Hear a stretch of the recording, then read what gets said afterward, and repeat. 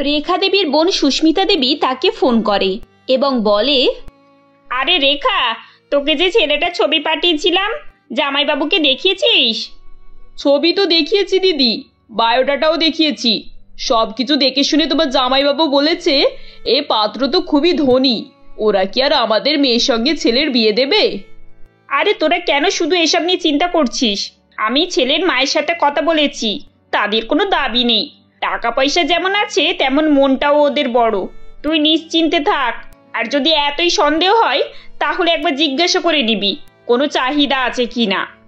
তাহলে তাই হবে, তুমি ওদেরকে এই সপ্তাহেই আসতে বলে দাও, তখনই না হয় কথাবার্তা হয়ে যাবে। এই বলে রেখা দেবী ফোন রেখে দেয়। রেখা দেবীর স্বামী রামবাবু একটি কোম্পানিতে চাকরি করতেন। এখন তিনি রিটায়ার হয়ে গেছেন। তার 3 মেয়ে। বড় মেয়ের বিয়ে দেওয়ার পর তাদের অবস্থা অনেকটাই খারাপ হয়ে গেছে। এখন মোটামুটিভাবে কোনো রকম খেয়ে পরে দিন কেটে যাচ্ছে। ছোট মেয়ের বিয়ে দেওয়ার মতো সামর্থ্য থাকলেও পণ দেওয়ার মতো টাকা পয়সা তাদের কাছে ছিল না। দেখতে দেখতে 1 সপ্তাহ কেটে যায় এবং ছেলেপক্ষরা সোনিয়াকে দেখতে আসে। বাড়ির ভেতরে ঢুকে পাত্রের মা চন্দনা দেবী বলেন, এই যে হবু বেয়াই মশাই আর বেয়ান মশাই, আমরা এসে গেছি। আসুন দিদি আসুন, আমি আপনার দাদাকে এক্ষুনি রাস্তায় দেখতে পাঠাচ্ছিলাম যে আপনারা কোথায় রাস্তা বুঝতে পারবেন না। আরে না না, এখানে আসতে আমাদের কোনো অসুবিধা হয়নি। এখানে তো দেখছি আপনাদেরকে সবাই চেনে। ওই মোড়ে একটা দোকানে আপনাদের কথা জিজ্ঞাসা করতে বাড়ি পর্যন্ত পৌঁছে দিয়ে গেল। হ্যাঁ দিদি, আমাদের টাকা পয়সা হয়তো কম থাকতে পারে, কিন্তু সম্মান আর পরিচিতি অনেক আছে। এখানকার সবাই আপনার দাদাকে এক নামে চেনে। এটাই তো বড় কথা দিদি, টাকা পয়সা আজ আছে কাল নেই। আপনি একদম চিন্তা করবেন না। আচ্ছা, এবারে আপনাদের মেয়েকে একটু ডাকুন, আমরা ওকে একটু দেখি। এরপর রেখা দেবী বাড়ির ভেতরে যায় এবং সোনিয়াকে সঙ্গে করে নিয়ে আসে। সোনিয়া চন্দনা দেবী এবং শুভাশিস বাবুর পায়ে হাত দিয়ে প্রণাম করতে চায়। তখন চন্দনা দেবী বলেন, আরে আরে থাক থাক মা, পায়ে হাত দিয়ে প্রণাম করতে হবে না। সত্যি সত্যি আপনাদের মেয়ে তো অনেক সংস্কারী। আজকালকার যুগে এত ভালো মেয়ে দেখতে পাওয়া যায় না। মা, ওনাদেরকে চা ঢেলে দাও। এরপর সোনিয়া সবাইকে চা ঢেলে পরিবেশন করে। কিছুক্ষণ কথাবার্তা হওয়ার পর চন্দনা দেবী বলেন, আপনাদের মেয়েকে আমাদের খুব পছন্দ হয়েছে।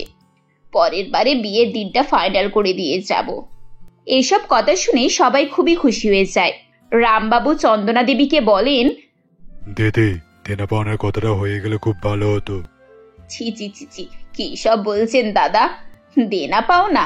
এসব দেনা পাওনার ঘোর বিরোধী। ওসব আমরা নেই না। আপনি নিশ্চিন্তে থাকুন। আর শুনুন, আজ থেকে আপনার মেয়ে আমার বাড়ির বৌমা। ওর ভালো করে যত্ন করুন। আচ্ছা, আপনারা যদি দেনা পাওনার কথা বলেন তাহলে তো দেনা পাওনা হয়েই যাচ্ছে। এই ধরুন, আমরা আমাদের ছেলেকে আপনাদের দিচ্ছি আর আপনারা আপনাদের মেয়েকে আমাদের দিচ্ছেন। হা হা হা। শুভাশিস বাবুর কথা শুনে সবাই হেসে ফেলে। এরপর শুভাশিস বাবু এবং চন্দনা দেবী বাড়ি ফিরে আসেন। চন্দনা দেবী ঘরে ঢুকেই শুভাশিস বাবুর উপরে রেগে গিয়ে বলেন, তোমার কি মাথা টাথা খারাপ হয়ে গেছে নাকি? কথাই কথাই তো বলে ফেললে আমাদের ছেলেকে আপনাদের দিচ্ছি। বলি, আমাদের ছেলে তো মাসে 70,000 টাকা ইনকাম করে। ওদের মেয়ে কি করে শুনি? ওই তো শুধু একটু দেখতে ভালো। আরে বাবা, এটা কথার কথা। তুমি তোমার ছেলেকে দেবে না এটা আমিও জানি, কিন্তু ওদের মেয়েটাকে তো পুরোপুরি নেবে। ওদের মেয়ে নিয়ে আমাদের এমন কিছু লাভ হবে না। সারা জীবন বসে বসে খাবে আর আমার ছেলেরই খরচ বাড়বে। হ্যাঁ, যেমন তুমি আমাকে করেছো। এই বলে শুভাশিস বাবু আর সেখানে দাঁড়ায় না। 1 সপ্তাহ পরে চন্দনা দেবী এবং তার ছেলে মোহিতকে নিয়ে সোনিয়াদের বাড়িতে যান এবং বলেন, সোনিয়া মা, কোথায় আছো? এই দেখো আজকে কে এসেছে। যাও, মোহিতকে তোমার বাড়িটা ঘুরিয়ে দেখাও। সোনিয়া মোহিতকে নিয়ে ওপরে চলে যায়। তখন চন্দনা দেবী রেখা দেবীকে বলেন, বাবা, কত গরম পড়েছে বলুন তো। আসলে গাড়ির এসিটা খারাপ হয়ে গেছে তো কাজ করছে না। আমার ছেলের আবার সারাক্ষণ এসিতে থাকা অভ্যেস। এই গাড়িরই একটা নতুন মডেল বেরিয়েছে, খুব বেশি দাম নয়, ওই 25-30 লাখ টাকার মতো হবে। ওই গাড়িটা কিনলে ছেলের তো আর কষ্টই হবে না। একটা গাড়ির দাম 25 লাখ টাকা? আরে সে তো কিছুই না। মোহিতের এক বন্ধু তার শ্বশুর বাড়ি থেকে ফরচুনার ডিমান্ড করেছে। ভেবে দেখুন তো, অত দামি গাড়ি এভাবে কেউ ডিমান্ড করতে পারে? যাই হোক, মেয়ের বাবা মরে পিটে সেই ডিমান্ডটা পুরো করেছে। এবার করবে বলুন? মেয়ের বাবা তো আর মুখের উপরে কাউকে নাও বলতে পারে না। তবে দিদি, আমি একটা কথা বলে দিচ্ছি, আপনার যেমন সামর্থ্য হবে আপনি সেই গাড়ি মেয়েকে দেবেন। ফরচুনার বলে ফরচুনারই দিতে হবে এমন কোনো কথা নেই। আমি আবার এইসবের বিরুদ্ধে। এভাবেই কিছুক্ষণ কথাবার্তা চলে। শেষে রেখা দেবী বলেন, দিদি, চা কফি কি খাবেন বলুন, আমি এক্ষুনি করে আনছি। আরে না না না, আমি কি সেরকম মানুষ যে আপনি আমাকে ফর্মালিটি করছেন? আমি আপনার বোনের মতো, ও সব কিছু লাগবে না। এবার আমাদেরকে যেতে হবে। বিয়ের কাজ বুঝতেই তো পারছেন, কত ঝামেলা। ওই রে মোহিত, এবার চল বাবা, আমাদের তো দেরি হয়ে যাচ্ছে। কিছুক্ষণ পর চন্দনা দেবী মোহিতকে নিয়ে সেখান থেকে চলে যায়। মোহিত এবং সোনিয়ার মধ্যে অল্প সময়ে বন্ধুত্ব হয়ে যায়। এদিকে চন্দনা দেবীর কথা শুনে রেখা দেবী চিন্তায় পড়ে যায়। সন্ধ্যাবেলায় উনি রামবাবুকে এসব কথা বলেন।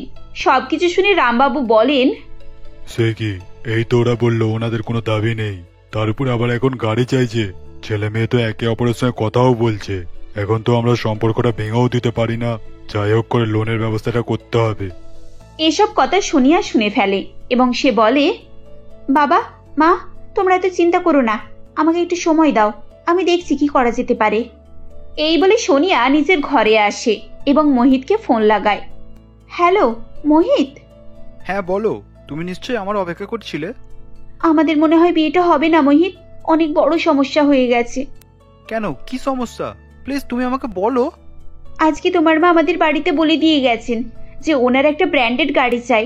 আমার বাবার গাড়ি দেওয়ার সামর্থ্য নেই, বাবা মা এত টাকা জোগাড় করতেই পারবে না। ও এই সমস্যা? বাবা, তুমি তো আমার প্রাণটাই উড়িয়ে দিয়েছিলে। এটা কোনো সমস্যাই না। দেখো, আমি যেটা বলছি শুধু শুনে যাও। গাড়ি আমি কিনে নেব, আর মাকে তোমাদের দেওয়া বলে শোনাবে। ঘরের কথা ঘর পর্যন্তই থাক। মোহিতের কথা শুনে সোনিয়া একটু নিশ্চিন্ত হয় এবং সে নিচে গিয়ে বলে, মা বাবা, তোমরা নিশ্চিন্ত হয়ে যাও, গাড়ির সমস্যার সমাধান হয়ে গেছে, মোহিত সব ম্যানেজ করে নেবে বলেছে। এই কথা শুনে তারা শান্ত হয়ে যায়।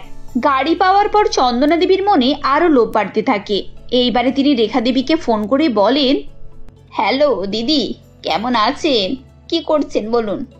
এই তো দিদি, ভালোই আছি। এই রান্না বান্না করছিলাম। আপনি কি করছেন? এই আজকে ছুটির দিন তো, তাই বাড়ির সমস্ত নোংরা কাপড় চোপড়গুলো কাচাকুচি হচ্ছে। আর বলবেন না, আমাদের ওয়াশিং মেশিনটা না ফুললি অটোমেটিক নয়, সেজন্য একটু সমস্যা হয়। আপনারা সোনিয়ার জন্য ওয়াশিং মেশিন কিনে নিয়েছেন? কি ওয়াশিং মেশিন? না, মানে এখনো কেনা হয়নি। যাক, ভালোই হলো। আমি তাহলে ভালো সময়েই ফোন করেছি। ওর জন্য যখন ওয়াশিং মেশিনটা কিনতে যাবেন না, তখন দেখে ফুললি অটোমেটিকটাই নেবেন। আর হ্যাঁ, ফ্রিজটা কিন্তু ডবল ডোরেরই নেবেন, একেবারে ঝামেলা মিটে যাবে। সোফা সেট আমাদের বাড়িতে এমনিই রয়েছে, কিন্তু যদি আপনারা দিতে চান তাহলে হালকা পিঙ্ক কালারের টাইপেরটা নেবেন, কারণ দেওয়ালের সঙ্গে সোফা সেটটা বেশ ম্যাচ করবে। আজকালকার বাচ্চা আবার ম্যাচিং জিনিসপত্রই পছন্দ করে। সব কিছু তো আপনারই মেয়েরই থাকবে দিদি, ওর যা পছন্দ আপনি ওকে ওরকমই দেবেন। আমি বলছি বলে পিঙ্ক দিতে হবে তার কোনো মানে নেই। এইসব বলে চন্দনা দেবী ফোন কেটে দেয়। রেখা দেবী এসে সবার কাছে এই কথা বলে। সবকিছু শুনে রামবাবু বলেন, এত মন খারাপ করলে হবে? মেয়েটার তো বিয়ে যাচ্ছে, কিছু তো দিতে হবে। গাড়িটা না হলে আমরা দিচ্ছি না, কিন্তু অন্য কিছু তো দিতে হবে। বাবা, তোমাকে টাকা খরচ করতে হবে না, তুমি পাবেই বা কোথায়? নিশ্চয়ই লোন নেবে, ওসবের দরকার নেই। আমি এত বছর টিউশন পড়িয়ে যা টাকা জমিয়েছি সেগুলো তুলে নেব, ওগুলো দিয়ে বাকি কাজটা মিটে যাবে। এরপর সোনিয়া ঘরে আসে এবং মোহিতকে ফোন করে বলে, হ্যালো মোহিত, আমি একটু শপিং করতে বেরোবো, তোমার কি সময় হবে? আরে, তুমি শপিং করতে বেরোবে আর আমি যাবো না, এটা কি হয়? আমি এক্ষুনি বেরোচ্ছি, তুমি রেডি হয়ে নাও। এরপর সোনিয়া এবং মোহিত একসঙ্গে শপিং করতে বেরোয়। সোনিয়া বলে, মোহিত, আগে একবার ব্যাংকে যাব, ব্যাংকে আমার কিছু টাকা জমানো আছে, ওগুলো দিয়েই কেনাকাটা করতে হবে। ব্যাংকের টাকা তুলবে? কিন্তু কেন? বিয়ের খরচ সামলাতে নিশ্চয়ই বাবার খুব সমস্যা হচ্ছে। বাবা বিয়ের খরচ মোটামুটি সামলে নিয়েছে, এই টাকাগুলো তো আমি অন্য কাজে লাগাবো। আসলে কালকে তোমার মা ফোন করেছিলেন, উনি বললেন ওনার বাড়ির দেওয়ালের ম্যাচিং এ সোফা সেট লাগবে, আর অটোমেটিক ফ্রিজ, ওয়াশিং মেশিন এসব লাগবে। মা বাবা এত সবের ডিমান্ড কেন করছে? কিন্তু আমাদের বাড়িতে সবকিছুই রয়েছে। আচ্ছা ছাড়ো, তোমাকে ওসব নিয়ে টেনশন করতে হবে না, আমি ওসব দেখে নিচ্ছি। এসবেই সোনিয়া তার বাড়ির সমস্ত খরচের দায়িত্ব মোহিতের উপরে ছেড়ে দেয়। বারবার চন্দনা দেবী একটা করে ডিমান্ড করে এবং তার ছেলে সেই ডিমান্ড পুরো করতে থাকে। এভাবেই বিয়ের দিন এসে যায়। দেখতে দেখতে বিয়েও হয়ে যায়। নতুন বউ ঘরে আসার পর চন্দনা দেবী বলেন, এসো এসো বৌমা, ভেতরে এসো। তোমার বাবা বিয়ের যা আয়োজন করেছিল তা তো মোটামুটি ঠিকই ছিল, শুধু খাবার দাবারগুলো আরেকটু ভ্যারাইটি হলে ভালো হতো। মা, এমনিতেই তো সব খরচ আপনার ছেলের পকেট থেকেই গেছে, বিয়ের খরচটুকু শুধু বাবা করেছেন। আপনি যদি আমাকে একটু আগে বলতেন তাহলে আমি আপনার ছেলেকে বলে বিয়েটা আরেকটু জাঁকজমক করে করিয়ে নিতাম, আর খাবারের আইটেম কটাও বাড়িয়ে নিতাম। এভাবে নতুন বৌমার কথা শুনে শাশুড়ির তো আক্কেল গুডুম। উনি মাথা ধরে বসে পড়ে, নিজের মাথায় নিজেই জল ঢেলে শান্ত হন। কথাই বলে না, অতি চালাকের গলায় দড়ি। চন্দনা দেবীরও তাই অবস্থা হয়েছিল। এরপর থেকে তিনি আর কখনোই সোনিয়ার বাড়িতে ফোন করে কোনো কিছু দাবি করার সাহস পেতেন না। সীমা দেবী ও গণেশবাবু তন্ময় ও সুজয়কে নিয়ে প্রতাপপুরে বসবাস করতেন। দুই ছেলেই সরকারি অফিসে চাকরি করে। বড় ছেলে তন্ময়ের ভালো একটি সম্বন্ধ দেখে সন্ধ্যা নামের এক মেয়ের সঙ্গে বিয়ে হয়ে যায়। সন্ধ্যার বাবা মা মারা যাওয়ার কারণে সন্ধ্যা তার মাসির কাছেই বড় হয়। মাসি সুচিত্রা দেবী সন্ধ্যাকে বড় করে পড়াশোনা করিয়ে বিয়ে দেন তন্ময়ের সঙ্গে। তন্ময় খুবই ভালো ছেলে, তাই তাড়াতাড়ি সন্ধ্যার সঙ্গে বিয়ে হয়ে যায়। বিয়ের পর শ্বশুরবাড়ি সন্ধ্যার ভালোই কাটছিল। হঠাৎই এক সময় আসে সন্ধ্যার জীবনে। শাশুড়ি সীমা দেবী সন্ধ্যাকে বড় বউ হিসাবে ভালোবাসে, কিন্তু ছোট ছেলের বিয়ে ঠিক হয়ে যাওয়ার পর থেকে সীমা দেবী পরিবর্তন হয়ে যান। বড় বৌমা, ও বড় বৌমা, তোমার কি চা জল খাবার কিছু হলো নাকি? আমরা কখন থেকে সেই টেবিলে বসে আছি, বলি এত দেরি কেন হচ্ছে শুনি? এই তো মা, হয়ে গেছে, আসছি, শুধু হালুয়াটা বানাচ্ছি, এখনই নিয়ে যাচ্ছি। এই বলে সন্ধ্যা সবার খাবার এক এক করে বয়ে টেবিলে রাখে এবং সবাইকে খেতে দেয়। একটু চা নাস্তা বানাতে গিয়ে একেবারে হিমশিম খেয়ে যাচ্ছ দেখছি। কই আগে তো এত দেরি হতো না, এখন কি আস্তে আস্তে ভীমরতি ধরেছে নাকি? না মা, অন্যান্য দিনের তুলনায় তো আজ বরং তাড়াতাড়ি হয়ে গেছে, কারণ আজকে চাটনিটা বানাতে হয়নি। হ্যাঁ, তুমি যা চাটনি বানাও তার বলে কাজ নেই। এখন কেন যে তোমার কাজে মন লাগছে না বুঝতেই পারছি না। নতুন বউ আসবে, তাকেও কি তোমার মতো শেখাবে ভাবছো নাকি? দেখবে আমার নতুন বৌমা কত চটপটে হবে। আমার ছোট বৌমা তারা সব দিকের একেবারে এক্সপার্ট। আসলে বড় ঘরের মেয়ে তো, তাই কাজে কামে কথাবার্তায় সব দিকেই চটপটে। তোমার মতো সে গাইয়া গরিব নয় বাপু। শাশুড়ির এই ধরনের কথা শুনে সন্ধ্যা খুবই কষ্ট পায়, কিন্তু কিছু না বলে চুপচাপ টেবিলের পাশে দাঁড়িয়ে থাকে। আসলে সন্ধ্যা সাদাসিধে মনের মানুষ ছিল এবং ভীষণ সংস্কারী ছিল। সংসারের জিনিসপত্র সমস্ত গুছিয়ে সুচিয়ে রাখত, কিছুই নষ্ট হতে দিত না। একদিন রাতে সন্ধ্যা রান্নাঘরে কাজ করছিল, তখন সীমা দেবী এসে বলেন, এ কি বৌমা, সবাই খাবারের জন্য বসে আছে, এত রুটি তুমি কখন বানাবে? জানো তো তোমার শ্বশুরমশাই তাড়াতাড়ি খেয়ে ঘুমান, আর তুমি এরকম একটা একটা করে রুটি বেলছো। আমি তো সেটাই বুঝতে পারছি না, যেখানে আমাদের রুটি বেলার মেশিন রয়েছে তুমি সেটাকে ব্যবহার করছো না কেন শুনি? না মা, আসলে রুটি তো হাতে বেলাই ভালো, মেশিনে বেলা রুটি খাওয়া শরীরের পক্ষে ক্ষতিকারক, আর খেতেও স্বাদ থাকে না, তাই আমি হাতেই বেলছি। আমি বুঝতে পারছি না, আমি বলার সত্ত্বেও তুমি কেন এগুলো ব্যবহার করছো না? তুমি কি এগুলো সাজিয়ে রাখার জন্য ঘর ভর্তি করে রেখেছো, নাকি কোনোদিন দেখোনি বলে জিনিসটাকে ব্যবহারই করতে পারছো না? শুধু শুধু তুলে রেখে পুরানো করে দিচ্ছ। এখনো তুমি সেকেলেই হয়ে আছো জানো, গাইয়া কোথাকার। থাক, তোমাকে আর কিছু ব্যবহার করতে হবে না। দুদিন পরেই আমার ছোট বৌমা আসছে, সেই আমার সব জিনিসপত্র ব্যবহার করবে। তুমি ওই পুরানো সেকেলেই হয়ে থাকো, বুঝেছো? সীমা দেবীর কথা বলা শেষ হতে না হতেই সন্ধ্যার শ্বশুর মশাই গণেশবাবু খাবারের জন্য তাড়া লাগায়। কই আমার খাবারটা হলো? আর কত দেরি লাগবে? আমার খাবারের সময় হয়ে গেছে, আমি আর অপেক্ষা করতে পারছি না, তাড়াতাড়ি আমার খাবার নিয়ে আসো। হ্যাঁ বাবা, হয়ে গেছে, নিয়ে যাচ্ছি, আর 2 মিনিট অপেক্ষা করুন, এক্ষুনি আপনার খাবার নিয়ে যাচ্ছি। এদিকে সীমা দেবীর কথায় সন্ধ্যার মন ছোট হয়ে যায়। বারে বারে শাশুড়ি সীমা দেবী সন্ধ্যাকে খোঁটা দিয়ে কথা বলে, সেটা সন্ধ্যা বেশ ভালোই বুঝতে পারে। তাই সন্ধ্যা মনে মনে ভাবে, আগে তো আমি বেশ ভালোই ছিলাম, এখন নতুন বউ আসতে না আসতেই আমি পুরানো হয়ে গেলাম। এখনো তো সে ঘরের বউ হয়ে ঘরেই আসেনি, আসলে কি হবে কি জানি। কিছুদিন পরে সীমা দেবীর ছোট ছেলে সুজয়ের বিয়ে হয়ে যায় তারার সঙ্গে। তারার বাবা অখিলেশ বাবু শহরের মধ্যে সবথেকে বড় বিজনেসম্যান। তাই তারা তাদের মেয়েকে গহনাগাটি এবং সংসারের আসবাবপত্র থেকে শুরু করে সমস্ত কিছু দিয়ে ভরিয়ে দিয়েছে। বিয়ের পর তারা যখন প্রথম শ্বশুরবাড়িতে পা দেয়, তখন তার শাশুড়ি সীমা দেবী ও সন্ধ্যা দুজনে মিলে বরণ করতে আসে। ছোট বৌমা, আমার ঘরের লক্ষ্মী, এসো মা, ঘরে এসো। এই আলতার থালায় পা দিয়ে ঘরে প্রবেশ করো। বাহ ছোট বৌমা, তোমার লেহেঙ্গাটা তো বেশ সুন্দর দেখতে হয়েছে। দেখে তো মনে হচ্ছে অনেক টাকা দাম। হ্যাঁ মা, আসলে এটা আমি স্পেশাল ভাবে অর্ডার দিয়ে বানিয়েছি। এটার দাম 1,00,000 টাকা। ওইসব লেহেঙ্গাগুলো ওল্ড ডিজাইন হয়ে গিয়েছে, তাই আমি বিয়ের জন্য স্পেশাল ভাবে এই লেহেঙ্গাটা ডিজাইনারের কাছ থেকে বানিয়েছি। এভাবেই বলতে বলতে তারার চোখ সন্ধ্যার দিকে গিয়ে পড়ে। একি দিদি, তুমি এরকম পুরানো ডিজাইনে শাড়ি পরে আছো কেন? বাড়িতে বিয়ের অনুষ্ঠান চলছে আর তুমি এরকম একটা ওল্ড ফ্যাশনের শাড়ি পরেছো? আসলে শাড়িটা না আমার খুব প্রিয় গো। যতই পুরানো হোক, এটা আমার মনে একটা বিশেষ জায়গা নিয়ে আছে, কারণ এটা আমার মা আমার বিয়েতে আমাকে দিয়েছিল। তাই শাড়িটা আমার খুব প্রিয়, আমি কোনোদিনও নষ্ট হতে দেব না এটাকে। আসলে ছোট বৌমা, তোমার দিদি আসলে খুব ওল্ড টাইপের মানুষ।